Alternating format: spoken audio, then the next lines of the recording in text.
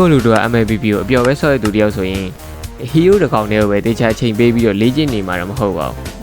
အဲကြောင့်ကျွန်တော်တို့ MLBB ကိုအပျော်ပဲဆော့ရတဲ့သူတယောက်အနေနဲ့ MLBB ရဲ့အခက်ဆုံး hero တွေရဲ့တစ်ကောင်ဖြစ်တဲ့ Hiera ကို3ရက်တွင် professional level ထိရောက်လေ့ကျင့်သွားမှာဖြစ်ပါတယ်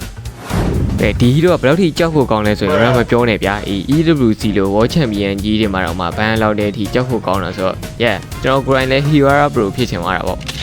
အဲကြောင့်ကျွန်တော်ကကို challenge တစ်ခုပြန်ခေါ်ခဲ့ပါတယ်ကျွန်တော်3ရက်တွင် Hiera ကိုခိုင်ရီတို့လိုဟန်တို့လိုလုံးဝ professional player တွေလောက်ထိကျွမ်းလာအောင်ကျွန်တော်တင်ယူနိုင်ပါမလားဆိုပြီးတော့ကို challenge လုပ်ခဲ့ပါတယ်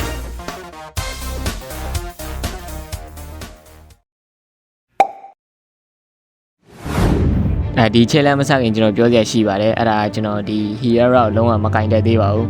အဲ့ဒါကျွန်တော်ဒီပွဲကြည့်သိနိုင်ပါတယ်စုပ်ပြတ်တာDay 1တော့ကျွန်တော်မှလုံးဝအတွေ့အကြုံမရှိသေးပါဘူးအဲ့တော့ကျွန်တော်လုံးသမျှအကုန်တလွဲတွေဖြစ်နေတာပေါ့ကျွန်တော်တာတယ်ရလားဆိုရင်လို့ကျွန်တော်လုံးဝမရပါဘူးကျွန်တော်ဆိုင်လိုက်တဲ့ခေါက်တန်း enemy ဘက်ကိုပြီးနေရပါတယ်ဆောင်းတော့ဟိုအဲ့တော့ကျွန်တော်ဒီ hero ရဲ့ combo တွေကိုနားလည်ပြီးသားဆိုတော့ကျွန်တော်လုံးဝနားမလည်သေးပါဘူးကျွန်တော်ဘယ်ချိန်မှဘလို့ဝင်မလဲဘလို့ချိန်ရောက်ရင် immune မလဲဒါတွေကျွန်တော်လုံးဝမသိတော့သူများလုံးသမျှကိုတောက်လျှောက်ခံနေရတာပေါ့ဒီလိုပြောတော့ကျွန်တော်လုံးဝအဆိုးဝါးကြီးလည်းမဟုတ်ပါဘူးကျွန်တော်ဒါမျိုးတွေလည်းနေပါကေးပါသေးတယ်ကျွန်တော်အဲ့လိုကေးတာကျွန်တော်ရန်တမ်းပန်းတဲ့လေးနဲ့ခလုတ်တွေရှောက်နေပြီးရသွားတာပေါ့ကျွန်တော်တပွဲလုံးကတော့ဒီလိုမျိုးရှုံးနေမှုရတာကိုအမြည်ဆန်းနေရတာပေါ့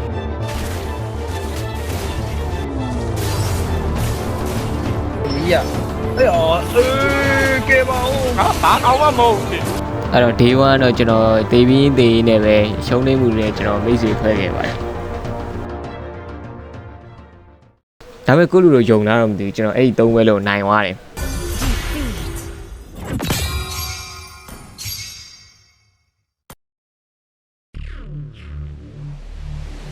โอเค day 2မှာကျွန်တော်ဒီ hero ကို pro ဖြစ်လာနိုင်တာဒါမှမဟုတ်ဒီတိုင်းပဲကျွန်တော်တက်တက်ကြီးချိန်ဖြုံးနေရတာပေါ့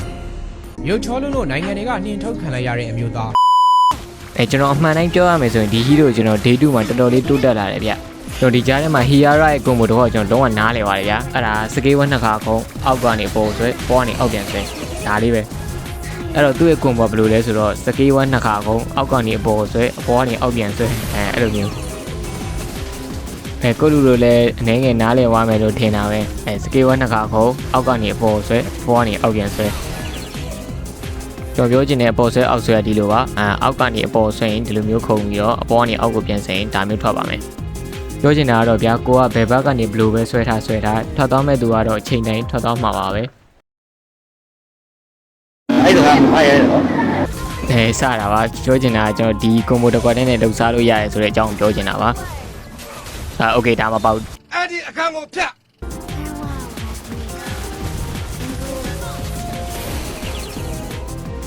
နောက်ဆုံးတော့ကျွန်တော်ခက်ခဲတွေအများကြီးကြုံရပြီးတဲ့နောက်ပိုင်းမှာကျွန်တော် Hiera နဲ့ပထမဆုံးနိုင်ပွဲကိုရရှိခဲ့ပါတယ်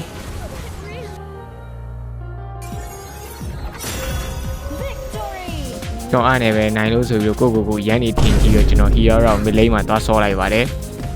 အဲ့တော့ရလက်ဘာဖြစ်မယ်ထင်တယ်မလုပ်ပါနဲ့ရတချို့နေရာတော့ကျွန်တော်နည်းနည်းပါးကောင်းပါတယ်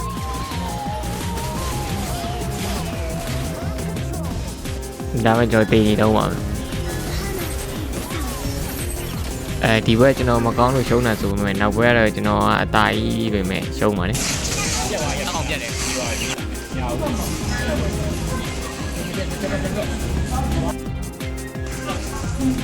ပြေးပြီနော်ပြေးရအောင်အဲ့ဒါရောဝင်ပို့လိုက်တော့ဒီမှာပြတာလိုက်ဟောနေပဲဒီတော့ပြောင်းအားသွားပြောင်းရင်ပေါင်းလိုက်တဲ့ email လေးကျွန်တော်အားလီဂိမ်းတာကောင်းတာပါလေကင်းရောက်လဲရောက်ကျွန်တော်ရဲ့အင်မတန်ကောင်းမွန်လာတဲ့စကေးတွေကြောင့်ပုံမှန်ရလောက်ပဲပြန်ပြီးတော့ဥတည်ခဲ့ပါတယ်အားသွားငါကျန်ခဲ့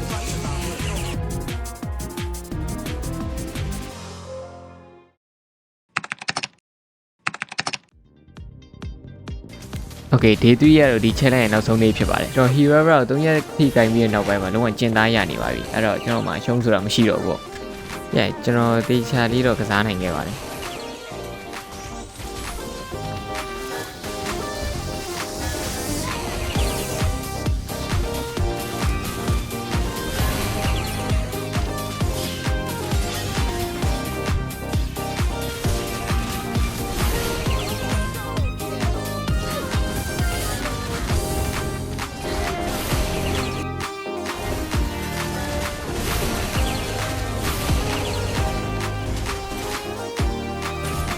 ဒီဘက်ကျွန်တော်တို့ပို့အောင်လွယ်တယ်ဗျ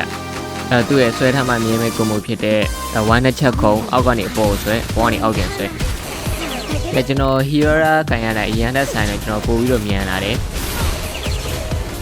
ကျွန်တော်ပို့ပြီးတော့တိကျလာတယ်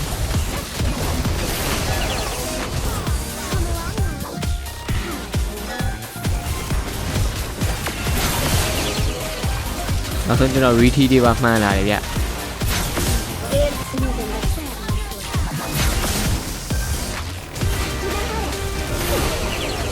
နောက်ဆုံးတော့ရပောင်း3ရက်တင်ဒီချဲလန်ကို MVU နဲ့ကျွန်တော်အဆုံးသတ်နိုင်ခဲ့ပါတယ်အဲ့တော့မေကွန်းက3ရက်အချိန်ယူပြီးတော့လေးလာခဲ့တဲ့ Hero ကိုကျွန်တော်ကလုံးဝ pro player တယောက်အထိဖြစ်အောင်ကင်နိုင်ပြီလားဆိုတော့ no ကျွန်တော်လုံးဝမကင်နိုင်သေးပါဘူးဒါပေမဲ့ဒီ hero ကိုကျွန်တော်နောက်ထပ်ထပ်ကင်ဖို့ဘယ်တော့မှကြောက်နေတော့မှာတော့မဟုတ်ပါဘူး